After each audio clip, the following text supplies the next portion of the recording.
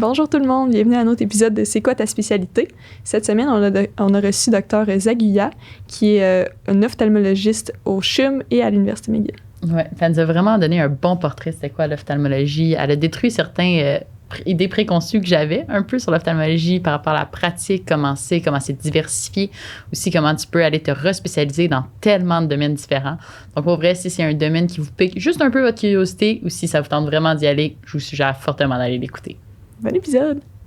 Donc, avant de commencer l'épisode, j'aimerais ça remercier notre commanditaire officiel, Archer. Archer, c'est une firme de finance qui se démarque vraiment par sa simplicité, sa rapidité d'exécution et son expertise. Oui, puis c'est une firme qui est spécialisée en médecins. Donc, n'hésitez pas à les contacter là, si vous avez des questions par rapport aux bourses, à la marge de crédit, à des assurances invalidité ou à des options de placement. Oui, puis en plus, les rendez-vous sont gratuits. Donc, on met le lien en dessous du vidéo. Pour vrai, vous ne perdez rien à aller les rencontrer. Ça vaut la peine.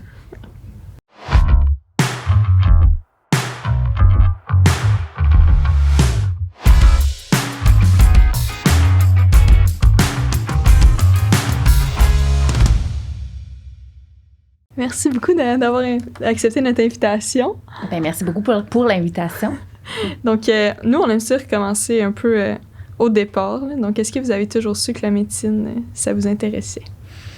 Bien, honnêtement, pas de manière directe, mais en y repensant un petit peu de la trajectoire que j'ai prise, c'est sûr que j'ai toujours aimé les sciences de la santé, la bio. J'ai considéré la médecine dentaire pour une grosse partie. Là. Ah ouais. Je pense que j'aimais beaucoup l'aspect manuel, technique, etc.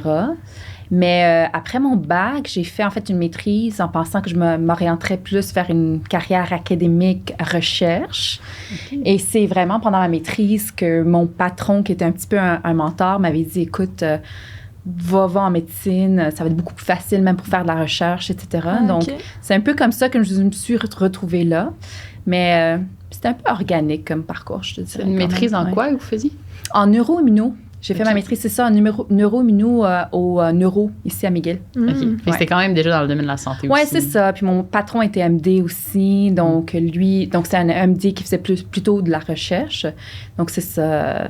C'est lui qui m'avait poussé un petit peu plus là. Puis, là, quand vous êtes rentré en médecine, est-ce que vous étiez plus intéressé vers la neuro ou l'immuno, vu que vous avez fait notre maîtrise là-dedans? Ou dès le début, vous saviez que vous alliez en ophtalmo? Non, vraiment pas. Immuno, oui, ça m'intéressait. Et c'est pour ça, finalement, que je me suis retrouvée à faire une sous-spécialité en ophtalmo en uvite. J'ai toujours aimé l'aspect plus technique, manuel. Donc, c'est sûr, les spécialités chirurgicales, ça m'intéressait un peu. Mais après que quand tu commences à faire les stages, c'est là que tu commences un petit peu le processus d'élimination. J'ai réalisé que j'aimais pas non plus être dans la salle d'op chaque jour de la semaine. J'aimais pas tant l'étage. Je préfère vraiment les cliniques externes. Donc, c'est sûr, chirurgie générale, etc., c'était un petit peu plus éliminé. C'était l'ambiance générale que vous aimiez? Oui, c'est ça. Un petit peu d'être toujours à l'étage, faire les tournées. C'était pas trop... ça m'intéressait pas autant, je trouvais. Mais les cliniques à l'externe, j'aimais bien ça. La structure de la clinique, avoir ses patients qu'on suit, etc. J'aimais beaucoup ça.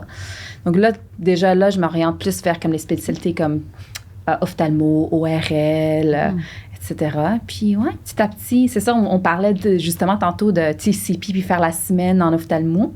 Puis c'est un petit peu là le coup de cœur qui m'est arrivé plus, là, mais ouais. Savez-vous si les autres universités ils ont une semaine comme obligatoire comme nous aussi pour faire en ophtalmo? Je sais que l'Université de Montréal, parce que j'ai souvent des externes au CHUM, ont au moins une semaine aussi en ophtalmo. Mais honnêtement, je trouve une semaine, c'est court. Ouais. Surtout en ophtalmo, s'orienter avec la lampe à fente, l'examen physique est très différent, etc. Je trouve que c'est vraiment court. C'est vraiment juste un petit aperçu au maximum. Mais je pense que ça permet au moins des gens de savoir que, ça existe, de quoi ça a l'air une semaine typique, puis au moins voir s'il y a un intérêt peut-être. C'est une petite piqûre. Exactement, puis poursuivre au moins des stages après ça en Med 3 si ça les intéresse. Fait que là, à partir de Med 2, vous saviez que vous vouliez aller en ophtalmo. Puis si vous avez toutes mis vos cartes de votre côté pour pouvoir rentrer, c'est un domaine quand même très compétitif, je Oui, c'est quand même, ça devient de plus en plus contingenté aussi, je trouve, mais c'est sûr qu'en ophtalmo, c'est dur de rentrer si tu découvres ça comme patient en Med 4, là, c'est un petit peu tard.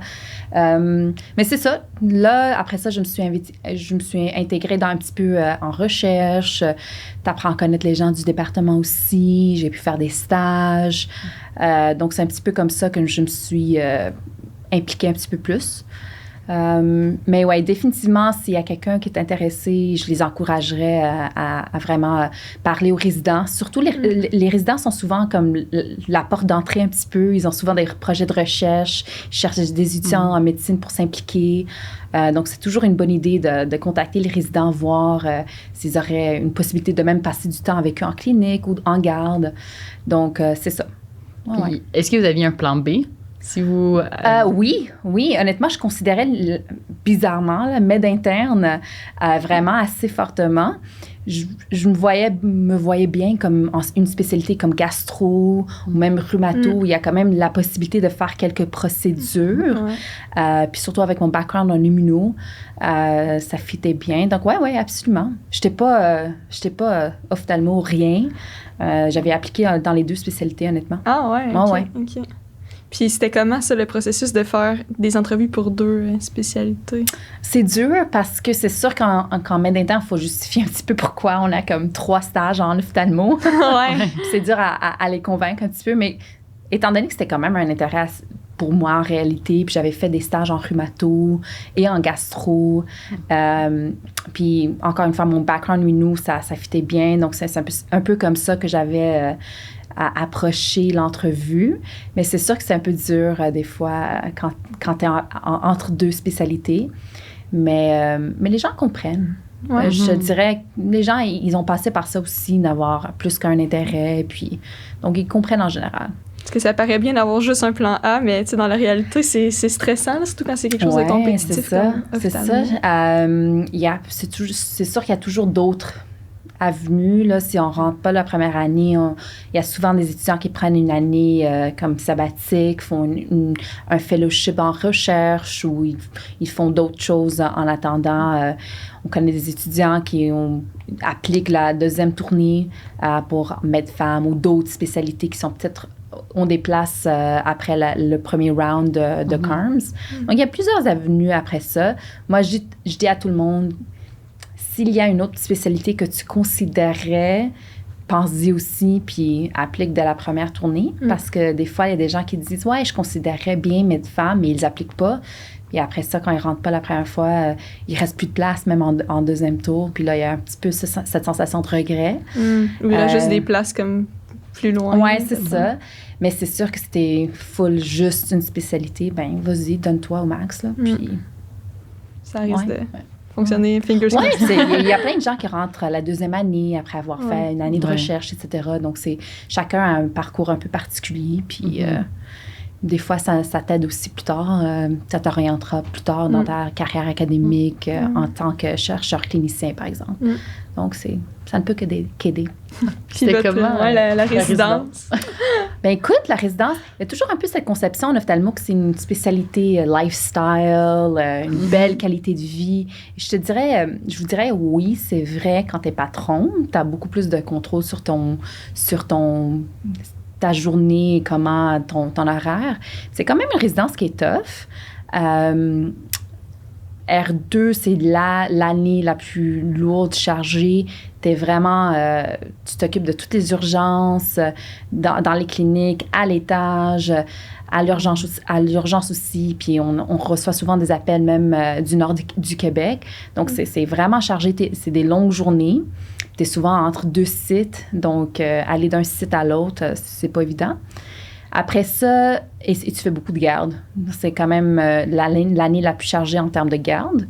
La 3e année, R3, c'est une année un peu où tu fais plus des spécialités, des cliniques de spécialité. Donc, c'est un peu moins lourd. Ça te permet un peu de découvrir si tu veux faire ophtalmo général versus une spécialité. Puis R4, c'est vraiment une autre année chirurgie, cataracte. Donc, on passe l'année vraiment au bloc. Ça vient avec ses propres stress, là. C'est sûr que la chirurgie, c'est un autre stress en lui-même. Surtout dans l'œil, j'ai l'impression. Oui, c'est ça. Minutieux. Oui, puis c'est un volume. C'est la plupart des spécialités chirurgicales, ils font comme 2, 3, 4 cas par journée. Nous, dans une salle opératoire, on peut rouler comme 14 cataractes par jour.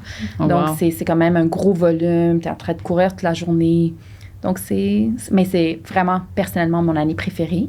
Puis après ça, R5, c'est comme une année hybride un petit peu. On fait des spécialités, encore des spécialités, mais en même temps, tu appliques en fellowship, tu es en train d'étudier pour ton collège royal. Donc, c'est un peu une année différente, je te dirais. Puis dans ce parcours-là, c'est à quel moment que vous avez décidé de vous spécialiser après? Assez tôt, je dirais, ouais. Je savais quand même que je voulais travailler dans un domaine académique, universitaire. Puis maintenant, les règles en général dans les domaines universitaires, c'est qu'il faut faire un fellowship ou une spécialité. C'est pas vraiment... c'est pas geared vers l'ophtalmo général, je vous dirais. Donc, assez tôt, je savais que je m'orientais vers ça. Avec mon background lumino, ça m'a comme mené dans la route de l'uvite assez rapidement. Puis j'ai eu de la chance de trouver des mentors vraiment super dans ma résidence qui m'ont beaucoup encouragée. Donc, Vous avez fait ça où, le fellowship? À Chicago. OK. Oui, à Northwestern, à Chicago. Pendant un an? Oui, c'était un fellowship d'1 an. Ça a tombé malheureusement pendant la pandémie. Donc, c'est sûr, l'expérience était un petit peu différente. Mais non, c'est super. La ville est super. Le programme était vraiment bien. Une belle expérience. Puis là, quand vous êtes revenu, vous trouvez un poste à McGill. Est-ce que c'était déjà un peu seté quand vous êtes parti faire le fellowship? Le processus est un petit peu bizarre et nébuleux. En général, il y a les discussions de poste et tout, ils commencent bien avant le fellowship. Tu sais, pendant la résidence, dépendamment de tes intérêts, les disponibilités, etc. En général, ces conversations-là commencent en mi-résidence. Et j'ai signé à la fin de mon fellowship en revenant. Okay. Mais j'avais déjà une bonne idée que je revenais à McGill déjà là. Y a-t-il une grande demande d'ophtalmologistes au Québec ou... je voudrais oui et non, dans le sens qu'il y a toujours, c'est les PEM, les permis d'exercice médicaux qui sont limitants. Donc, ça dépend un petit peu de la disponibilité. Il y a toujours, c'est sûr, en domaine plus rural, beaucoup plus de disponibilité. Donc, si quelqu'un est intéressé à sortir de Montréal, les chances sont beaucoup mieux d'avoir des postes. Donc, oui, les postes à Montréal en tant que tels sont un peu plus rares, mais je pense à les opportunités, ils arrivent. Puis là, une semaine, mettons, dans votre emploi, ça ressemble à quoi? Fait que vous avez dit que parfois en chirurgie, vous pouvez passer 14 patients par jour, mais je suppose que vous ne faites pas la salle d'opération à tous les jours comme ça. Non. Puis en fait, ce qui est particulier avec l'ophtalmo, c'est que le spectre de pratique peut vraiment varier. Il y a des gens qui sont en salle d'op 2 fois par semaine, comme des spécialités comme la rétine, par exemple. Ils sont vraiment très chirurgicales, en salle d'op 2 fois par semaine des fois. Puis tu as des ophtalmos qui n'opèrent pas du tout. Ils sont vraiment des ophtalmos médicaux. Ils font que de la clinique externe. Ouais, c'est pas rare non plus. Donc, je te dirais, tu peux être n'importe où sur ce spectre-là. Moi, personnellement, j'opère à chaque semaine ou 2 maximum. Ma spécialité, je fais que des cataractes, mais en même temps, je fais des cataractes uveitiques, donc c'est des cataractes un petit peu plus complexes. J'ai des patients avec des maladies inflammatoires, donc c'est des chirurgies un petit peu plus particulières. Je passe le restant de mes journées en clinique externe, en général. Puis les cliniques externes, ça dépend où je suis. On se disait, je suis souvent soit à St. Mary's, soit au CHUM, où je fais la plupart de mes cas, de ma clinique d'uvéite. Puis sinon, la générale, l'ophtalmo générale à St. Mary's. Puis là, dans les cliniques, c'est soit des patients juste avec des problèmes généraux ou on a des procédures, des lasers à faire aussi, des petites choses comme ça, des petites procédures de clinique. Puis autant en clinique qu'à la salle d'opération, j'ai l'impression que le volume est comme vraiment élevé en ophtalmo. Est-ce que c'est quelque chose que vous aimez, ça, ou c'est quelque chose qui peut devenir lourd en amont? Oui, puis personnellement, moi, j'ai un petit peu une pratique particulière où ma clinique d'ophtalmo générale, oui, c'est un gros volume, c'est à la St. Mary's, mais par contre, celle au CHUM des patients uveites est beaucoup plus restreinte parce que les patients uveites sont beaucoup plus compliqués. En général, ils ont des problèmes, maladies systémiques associées. Ils sont soit sur des immunosuppressifs, donc on doit gérer ces médicaments-là. Donc, c'est des patients qui prennent beaucoup de temps.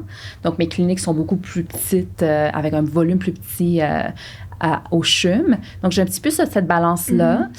Mais oui, définitivement, c'est une spécialité avec volume. Il faut être social puis aimer savoir les gens. Oui, puis d'une salle à l'autre, ça bouge. Donc, c'est ça.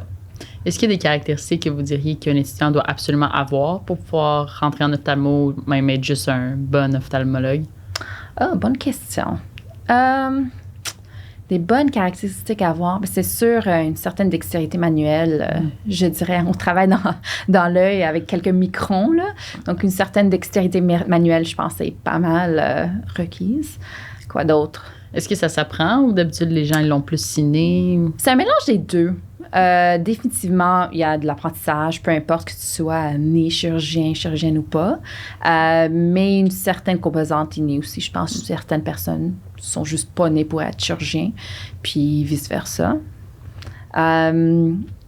Puis sinon, pouvoir, je pense, intégrer, c'est une spécialité très liée à l'examen physique, dans le sens que oui, l'histoire est importante, mais c'est vraiment l'examen physique qui détermine souvent le diagnostic. Donc, de pouvoir intégrer les trouvailles à l'examen physique avec le diagnostic, ce genre de faire des puzzles un petit peu, c'est vraiment important aussi.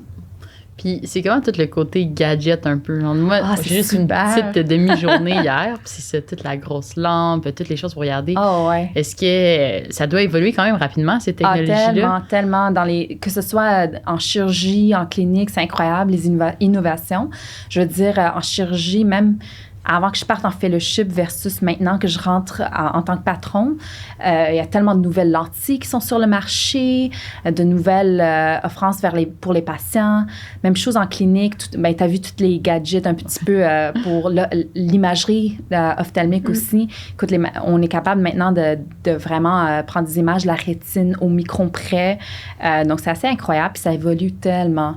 Comment vous gardez le rythme avec ça? Est-ce que c'est la clinique qui vous le dit on a de nouveaux gadgets ou c'est vous qui devez aller faire des recherches pour dire moi je veux ça? Bien, c'est un peu des deux. Moi, je trouve que c'est super excitant parce que ça te force un petit peu de rester à jour, de rester comme relevant. Il faut aller au congrès, il faut vraiment rester à jour là-dessus, apprendre c'est quoi les nouvelles lentilles, discuter avec les représentants. Sinon, on reste un petit peu à l'écart des avances. Puis ça avance tellement rapidement que si tu veux offrir le meilleur aux patients, il faut vraiment se garder à jour là-dessus. Oui, je pense, être impliqué dans les congrès, être impliqué il y a toujours plein de talks, les soirées, les week-ends. Donc, être impliqué là-dedans et de se garder à jour, c'est vraiment super important. Puis, c'est ça. Ouais. Il y a quand même une grosse composante privée aussi à l'ophtalmo. Il y en a, c'est sûr. C'est un petit peu compliqué dans le sens que vis-à-vis de la RAMQ, il faut soit tu travailles au privé ou tu travailles sur RAMQ. Donc, il y a des patrons qui travaillent full au privé et puis d'autres qui sont RAMQ. Il y a la possibilité aussi de se désabonner de la RAMQ et travailler au privé, mais il y a comme des règles particulières là-dessus. Puis, il y a d'autres petites particularités dans le sens que même des services publics, par exemple, la chirurgie de cataracte, le patient, clairement, il ne paye pas pour la chirurgie de cataracte au public, mais dépendamment de la lentille que le patient choisit, des fois, il y a des frais à débourser pour cette lentille-là. Okay. Donc, c'est un petit peu particulier dans ce sens-là. Donc, il y a des lentilles qui sont couvertes par le gouvernement et d'autres qui ne le sont pas. Donc, il y a des frais associés à ça. Mais quand même, la majorité des ophtalmologistes ils ont plus une pratique à l'hôpital, mettons, en clinique externe. Je te dirais pas tant nécessairement à l'hôpital, mais oui, en clinique externe. Il y a beaucoup de patients, d'ophtalmologistes qui ne travaillent pas nécessairement à l'hôpital en tant que tel. En fait, la plupart des ophtalmos, ils sont pas basés à l'hôpital en tant que tel. Même ceux qui travaillent dans le domaine de l'hôpital, ils ont en général des cliniques externes où ils travaillent au moins une journée ou 2 par semaine. Puis dans ces cliniques externes-là, il y a les salles de chirurgie. Vous revenez à l'hôpital faire les chirurgies? En général, pour les chirurgies, c'est dans soit l'hôpital, soit les centres opératoires. Okay. Depuis COVID, il y a eu un petit changement. Donc avant, toutes les chirurgies de la cataracte se faisaient à l'hôpital, mais avec toutes les coupures au système, etc., pendant la pandémie, beaucoup des chirurgies de cataracte ont été bougées dans les centres opératoires hors de l'hôpital. Donc, c'est ça. Donc, c'est encore un système public dans le sens que c'est funded par l'hôpital. Il n'y a pas de frais aux patients, mais c'est pas fait dans un hôpital. Vu qu'il y en a tellement qui sont faits, j'imagine que c'était justement pour pas prendre une salle un bloc opératoire, mettons, juste pour les cataractes. Exactement. Puis c'est un petit peu un shift qui a commencé déjà aux États-Unis et ailleurs, où les cataractes ont été déplacés hors de l'hôpital. Donc, Parce que souvent, les patients, ils n'ont pas nécessairement d'autres problèmes de santé. Si éviter d'aller à l'hôpital, ça peut peut-être Exactement. Aider. Puis, ils n'ont pas nécessairement besoin d'anesthésie non plus générale ou de monitoring de ce côté-là. Donc, c'est pas autant nécessaire d'être en hôpital. On garde quand même quelques temps opératoires pour les cas d'urgence, pour les cas de trauma, par exemple, ou chez des patients particuliers où on aura besoin, pour quelconque raison, une anesthésie générale, par exemple. Donc, on a quand même un peu de temps opératoire pour ça. Mais sinon, la plupart du temps chirurgical, pour les cataractes en tout cas, sont hors de l'hôpital. L'exception reste pour les chirurgies de rétine. Ça demeure à l'hôpital. Beaucoup des chirurgies d'oculoplastie aussi, ça reste à l'hôpital, strabisme.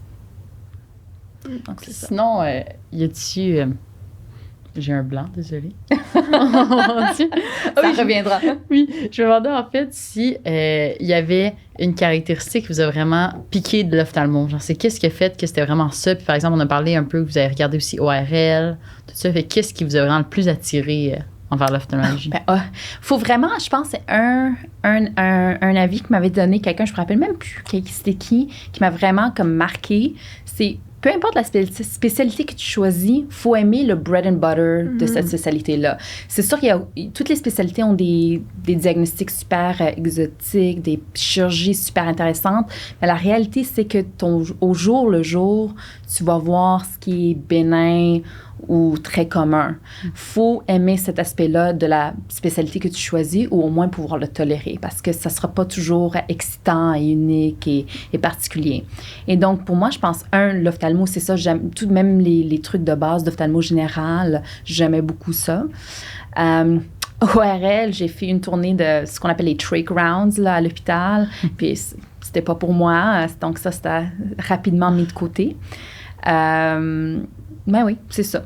Faut vraiment juste aimer le quotidien aussi de la spécialité, je te dirais. Fait que les chirurgies cataractes, il faut quand même aimer ça. C'est ça. Si tu dis « Oh non, ça me dit rien, la chirurgie de cataracte » ou « Oh non, les yeux secs, impossible que je gère ça », ben écoute, c'est pas ça va mal. Pour ouais.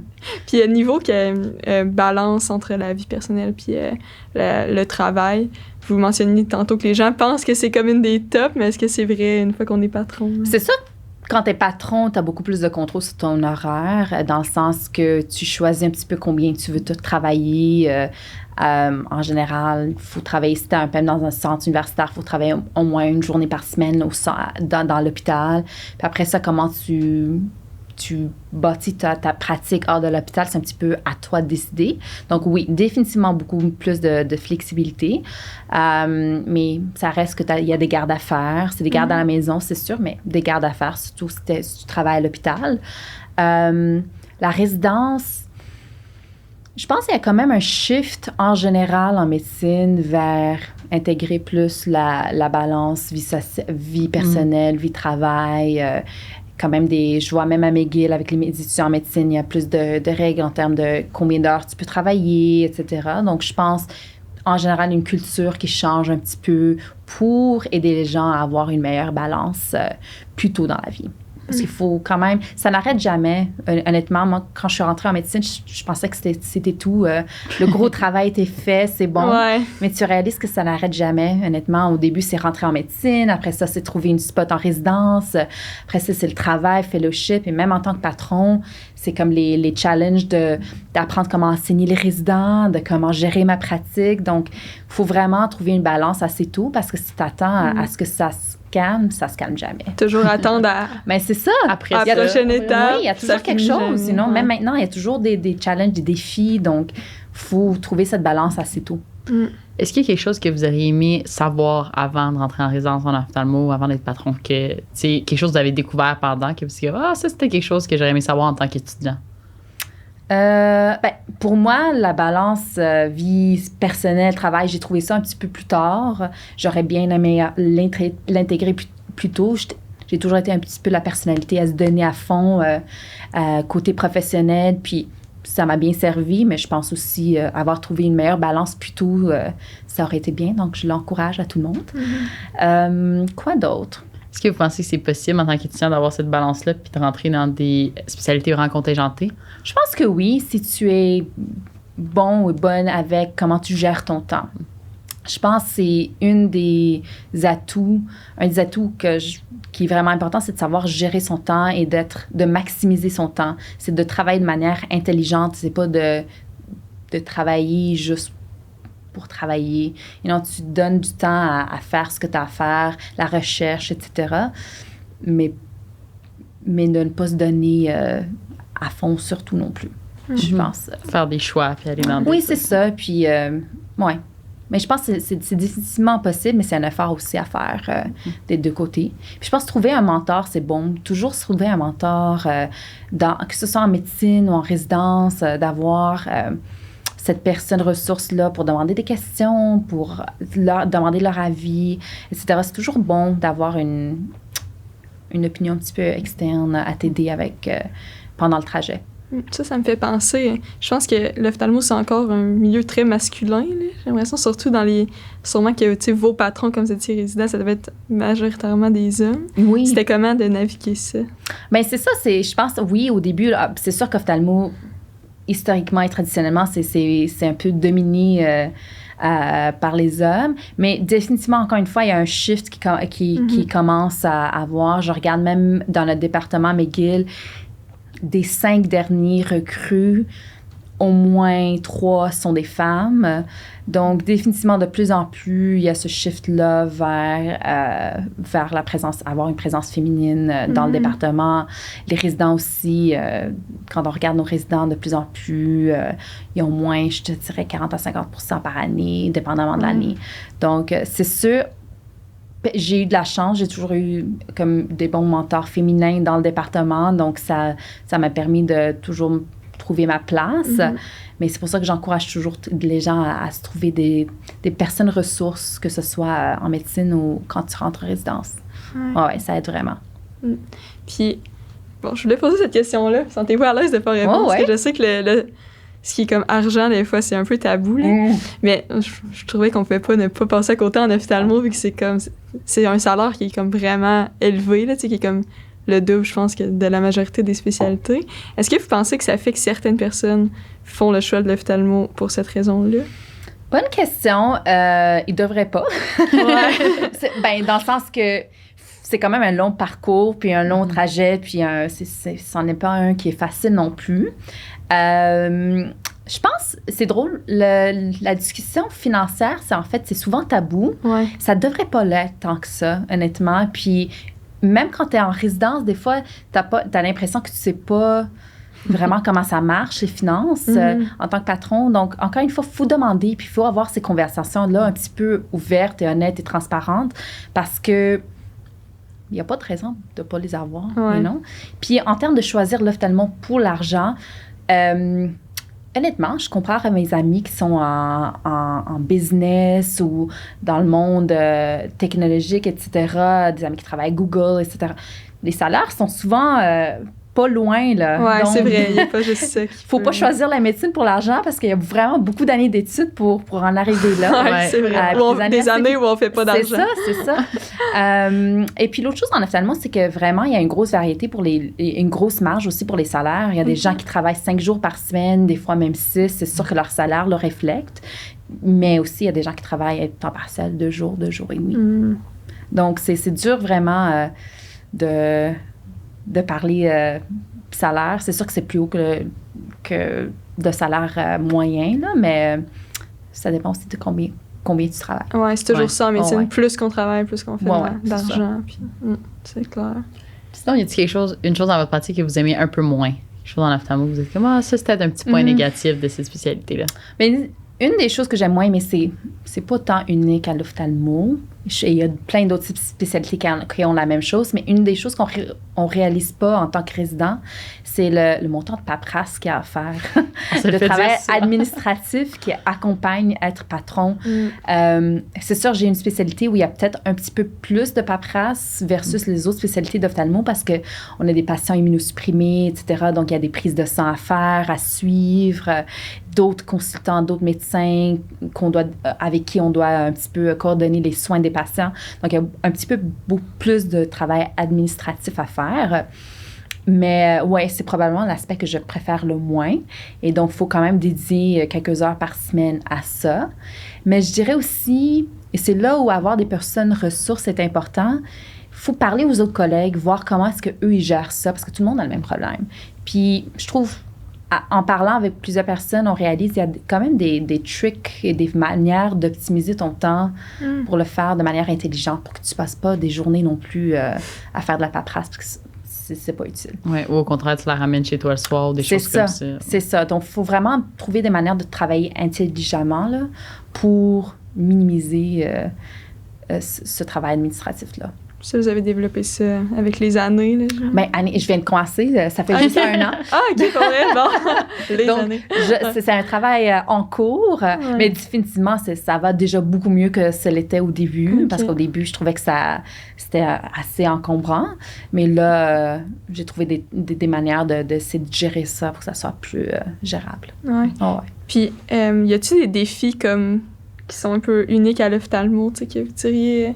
Je sais pas, est-ce que c'est... Vous disiez tantôt qu'il y a encore beaucoup de manque dans les régions éloignées. Ça fait-tu que ces régions-là sont moins desservies puis qu'ils se ramassent toutes en...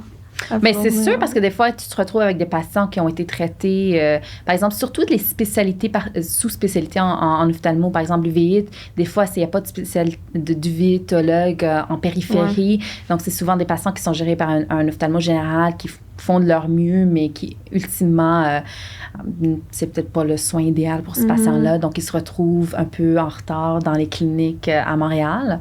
Donc, toujours le besoin de sous-spécialité en région éloignée, toujours là. Oui, puis c'est sûrement pas juste le cas pour l'ophtalmo. Non. C'est vraiment, je pense, un défi généralisé en médecine. Oui, définitivement. Puis tantôt, vous avez parlé de garde, donc vous êtes de garde de temps en temps. Oui. Est-ce qu'en ophtalmo, les gardes sont vraiment occupées? Donc, est-ce que vous faites beaucoup appeler? Est-ce que vous devez rentrer souvent ou c'est des gardes qui sont plus un peu relax? Relax, en parenthèse. C'est une question qui dépend un petit peu du centre. Parce que c'est sûr que si tu travailles dans un centre à soins tertiaires comme le CUSUM ou le CHUM, le volume est beaucoup plus élevé. Mais d'un autre côté, tu travailles avec des résidents. Donc, c'est souvent les résidents qui prennent les appels, puis toi, tu révises avec les patients. Donc, oui, définitivement, tu dois rentrer pour les cas complexes, les cas chirurgicaux, mais c'est les résidents qui prennent la plupart des appels, etc. Alors que, par exemple, moi, à St. Mary's, je suis first call, donc j'ai pas de résident avec moi, mais dans un plus petit hôpital, les volumes sont beaucoup moins élevés. Les urgentologues aussi sont beaucoup plus habitués à gérer des cas simples d'ophtalmo, par exemple. Donc, c'est souvent eux qui gèrent des cas simples, puis ils réfèrent en ophtalmo seulement si c'est un cas plus compliqué ou qui a besoin d'un suivi, par exemple, en externe. Donc, définitivement pas une spécialité où les gardes sont trop encombrante. Mais encore une fois, ça dépend un petit peu du centre où tu travailles et de l'hôpital. Oui, ça change. Puis vous êtes de garde combien de semaines ça dépend. Année? Encore une fois, ça dépend un petit peu de l'hôpital. Ça varie vraiment. Il y a des hôpitaux où tu es un dans 3, un dans 4, puis d'autres où tu fais 2 semaines de garde, c'est tout l'année. Donc, ça dépend vraiment de l'hôpital. Le nombre d'employés, sûrement. C'est ça. C'est le nombre de membres dans l'hôpital, puis la population qui est desservie. Mais c'est sûr, c'est des gardes à la maison, là. On n'est pas à l'hôpital, donc ils nous appellent la maison. Moi, je vais retourner un petit peu en arrière, mais ça m'intrigue. Vous êtes allé faire le fellowship à Chicago. C'était vraiment travailler dans le système de santé américain pendant un temps. C'est quand même vraiment très différent. Très différent. Je pense que le système est différent. Les attentes des patients sont différentes aussi. J'ai travaillé à Northwestern, donc c'est quand même un gros hôpital à Chicago. Très bien équipé, vraiment, extrêmement sophistiqué en termes d'imagerie, équipement, etc. Les patients là-bas, c'est un peu différent dans le sens que ils sont capables d'avoir des rendez-vous sans nécessairement une consultation externe dans cette clinique-là. Donc, des fois, tu te retrouves avec des patients, c'est comme le 4e, 5e, 6e avis. Donc, c'est une dynamique qui est un peu différente qu'au système canadien où les patients, souvent, pour avoir déjà un avis, ça prend du temps là, en arriver là. Ouais. Donc, les temps d'attente varient vraiment. Oui, honnêtement, c'est ça. Est-ce que vous avez déjà pensé rester là-bas ou c'était clair dans votre tête que vous revenez ici? Non, pas pour moi. Honnêtement, c'était assez clair que je revenais, que ce soit côté personnel, ma famille, etc., que que vraiment travailler dans le système canadien. C'était beaucoup plus vers ça que je m'orientais. C'était-tu un gros défi, s'adapter au système d'un autre pays? Mettons? Oui, puis surtout s'adapter à un nouveau système électronique pour les dossiers. Ça, honnêtement, c'était tout un challenge. Savoir gérer les messages des patients. Là-bas, il y a vraiment beaucoup plus une attente vis-à-vis des patients pour les messages, répondre aux messages des patients directement par courriel. C'est juste très différent. Vu qu'ils payent pour un service, ils ont plus d'attente. Oui, c'est ça. Dépendamment où tu travailles, c'est sûr que les hôpitaux, ça change aussi aux États-Unis. Là. Si c'était au système public, au Veterans Hospital versus un hôpital privé. Mais c'est très différent. Beaucoup plus de paperasse aussi, gérer les assurances des patients. Ça, c'était quelque chose qu'on n'est pas habitué à faire ça aussi au Canada. Ici, c'est public, c'est un système, c'est assez clair, le remboursement. Alors que là-bas, chaque patient a une assurance un peu différente et savoir gérer ça, surtout pour les médicaments un petit peu plus particuliers, c'était vraiment eye-opening, disons. Puis là, c'est comme, on y va, je saute des étapes sur notre parcours, mais tu sais, quand on veut faire un fellowship, c'est comment que vous avez trouvé, mettons, où vous vouliez le faire, puis dans... à qui s'adresser un peu? C'est un peu différent du CARMS. C'est sûr qu'il y a un système de match comme le CARMS. Okay, ça s'appelle en général le SF Match. Pas tous les programmes sont dans le SF Match. Il y en a qui sont hors du système, mais beaucoup sont dans ce système de match-là. Dépendamment de la spécialité, de la sous-spécialité que tu veux poursuivre, c'est sûr qu'il y a des experts dans ce domaine-là. Reconnus. Oui, exactement. Puis il y a des programmes qui sont reconnus. Donc, tout comme le système de CARMS, tu t'appliques, tu fais des entrevues en général, puis il y a un rank. C'est un peu moins officiel dans le sens qu'il y a des programmes qui sont hors match, donc c'est vraiment juste au contact et une décision mutuelle, en fait. Puis il y en a d'autres, c'est vraiment un match officiel. Il doit y avoir plus moyen de savoir, d'être un peu plus sûr, OK, je vais matcher avec cette personne-là. Oui, c'est ça. Il y a moins de... C'est moins d'un wild card que CARMS, je te dirais. La plupart des gens ont une idée au moins de où ils vont s'orienter. Et ça dépend aussi de la spécialité. Il y a certaines spécialités qui sont beaucoup plus contingentées, telles que la rétine chirurgicale, par exemple. Par exemple, l'uvite, c'est pas une spécialité que beaucoup de gens veulent faire. Donc, c'est beaucoup moins contingenté. OK, comme la rétine, des trucs comme ça. Ouais, rétine, c'est super populaire. Cornée, uvite, un peu moins, malheureusement. Heureusement pour moi. C'est utile quand vous revenez, puis une expertise nouvelle. Exactement. Puis sinon, est-ce que vous avez un conseil à donner aux étudiants qui, comme nous, ils savent pas trop où est-ce qu'ils s'en vont, puis se demandent qu'est-ce qu'ils veulent faire? Écoute, exposez-vous. Honnêtement, c'est dur parce que surtout des petites spécialités comme l'ophtalmo, même l'urologie, des choses comme ça, il y a vraiment pas d'exposition tant que ça. Donc, reach out, envoyer des courriels aux résidents, aller passer du temps avec eux en clinique, en salle d'op, etc. Parce que ce que tu sais pas, tu le sais pas. You know what I mean? Donc, je pense que c'est vraiment ça. Prenez le temps puis l'effort d'aller voir d'autres spécialités. Ils cherchent toujours des gens à s'impliquer dans les projets de recherche, etc. Donc, n'hésitez pas à contacter des gens aussi.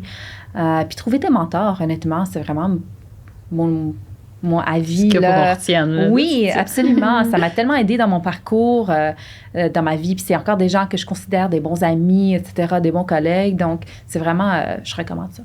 Excellent. Merci beaucoup. Avec plaisir. Super. Merci encore de m'avoir reçu. Puis aux auditeurs, n'oubliez pas d'aimer notre page Facebook, Instagram, de vous abonner à notre chaîne YouTube, puis parlez-en à vos amis. À la semaine prochaine.